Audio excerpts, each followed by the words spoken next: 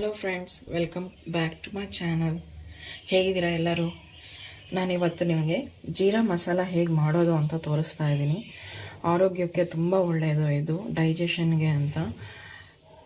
ಅದಕ್ಕೆ ನಿಮಗೆ ಮೊದಲು ಬೇಕಾಗಿರೋದು 1 ಸ್ಪೂನು ಜೀರಿಗೆ, ಬರೀ ಒಂದು 4 ಕಾಳಷ್ಟು ತೊಗೊಳ್ತಾ ಇದ್ದೀನಿ. ಮೆಣಸು ಜಾಸ್ತಿ ಹಾಕಬೇಡಿ, ಹೀಟ್ ಅಲ್ವಾ. ಮತ್ತು ಶುಂಠಿ ಒಂದು ಅರ್ಧ ಇಂಚಿನಷ್ಟು ಸ್ವಲ್ಪ ಪೀಸ್ ಮಾಡ್ಕೊಂಡಿದ್ದೀನಿ ಇದನ್ನು. ಮತ್ತು 1 ರಿಂದ 2 ಚಕ್ಕೆ ಪೀಸು, ಒಂದು ಹಾಕ್ಕೊಂಡ್ರೂ ನಡೆಯುತ್ತೆ ನೋಡಿ. ಒಂದು ಹಾಕ್ಕೊಂಡಿದ್ದೀನಿ ನಾನೀಗ. ಮತ್ತು ಇಲ್ಲಿ ಅಜ್ವೈನ್, ಇದು ತುಂಬಾ ಇಂಪಾರ್ಟೆಂಟು ನೋಡಿ. ಇಷ್ಟು ಹಾಕ್ತಾ ಇದ್ದೀನಿ ಅಜ್ವೈನು. ಮತ್ತು ಸೋಂಪು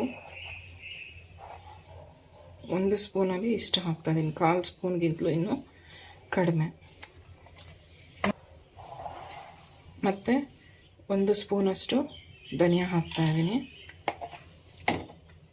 ಈಗ ಇದನ್ನು ಬಿಸಿ ಮಾಡ್ಕೊಳ್ಳೋಣ. ಅದಕ್ಕೆ 2 ಲೋಟ ಅಷ್ಟು ನೀರು ಹಾಕ್ಕೊತಾ ಇದ್ದೀನಿ.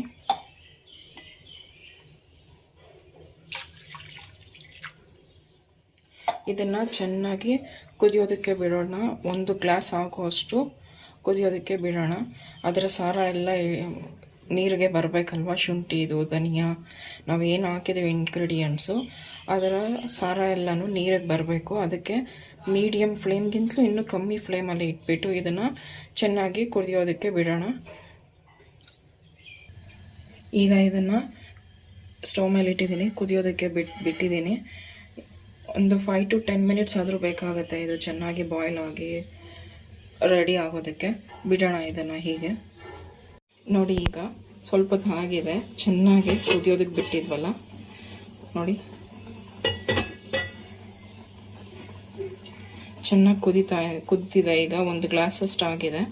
ಇದನ್ನು ನಾವೀಗ ಸೋದಿಸ್ಕೊಳ್ಳೋಣ ಒಂದು ಬೌಲ್ಗೆ.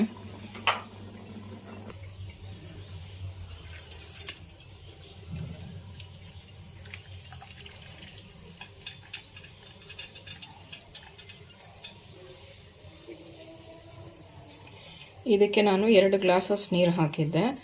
ಚೆನ್ನಾಗಿ ಎಲ್ಲ ಕುದಿದಾದ್ಮೇಲೆ ಇಷ್ಟು ನೀರಾಗಿದೆ, 1 ಗ್ಲಾಸಷ್ಟು. ನಾನೀಗ ಇದಕ್ಕೆ ಅರ್ಧ ನಿಂಬೆಹಣ್ಣು ಹಾಕ್ತಿದ್ದೀನಿ.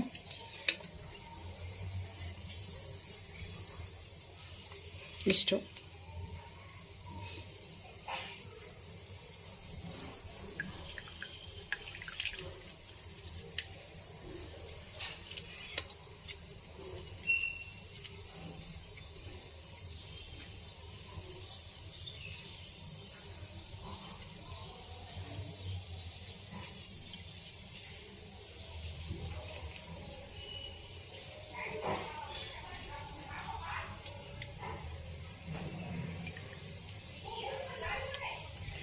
ಈಗ ನೆಕ್ಸ್ಟ್ ಇದಕ್ಕೆ ನಾನು ರಾಕ್ ಸಾಲ್ಟ್ ಹಾಕ್ತಿದ್ದೀನಿ.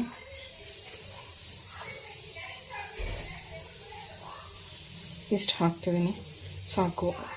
ನಿಮಗೆ ಬ್ಲ್ಯಾಕ್ ಸಾಲ್ಟ್ ಬರುತ್ತೆ, ಅದನ್ನು ಹಾಕ್ಬೋದು. ರಾಕ್ ಸಾಲ್ಟ್ ಹಾಕ್ತಾ ಇದ್ದೀನಿ ಸ್ವಲ್ಪ.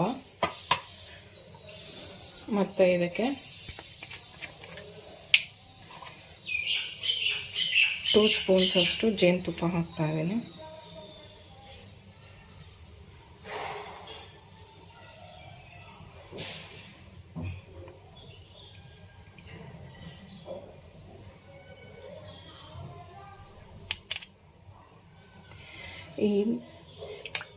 ಇದು ನಿಮಗೆ ಕೋಲ್ಡು, ಕಾಫು ಮತ್ತು ಏನಾದರೂ ಅನ್ಡೈಜೆಷನ್ ಆಗಿದ್ರೆ ವೀಕ್ಲಿ ಒನ್ಸ್ ಕುಡಿದ್ರೂ ಸಾಕು, ಅಥವಾ 3 ಡೇಸ್ಗೆ ಒಂದು ಸಾರಿ ಕುಡಿದ್ರೂ ಸಾಕು.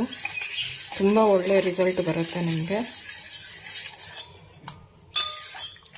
ನೋಡಿ, ಹೆವಿ ಫುಡ್ಡು ನಾವು ಹಬ್ಬದ ಊಟ ಎಲ್ಲ ಮಾಡಿದಾಗ, ಹೊರಗಡೆ ಮದುವೆ ಮನೆಯಲ್ಲಿ ಊಟ ಮಾಡ್ಕೊಂಡು ಬಂದಾಗ ಇದನ್ನು ಮಾಡ್ಕೊಂಡು ಕೊಡಿದ್ರೆ ಫುಲ್ ರಿಲ್ಯಾಕ್ಸ್ ಆಗುತ್ತೆ. ನಾವೆಷ್ಟೇ ಹೊಟ್ಟೆ ತುಂಬ ಊಟ ಮಾಡಿದರೂ ಸಹ ಒಳ್ಳೆ ಡೈಜೆಷನ್ ಆಗುತ್ತೆ. ಇದು ಮಕ್ಕಳಿಗೂ ತುಂಬಾ ಒಳ್ಳೆಯದು.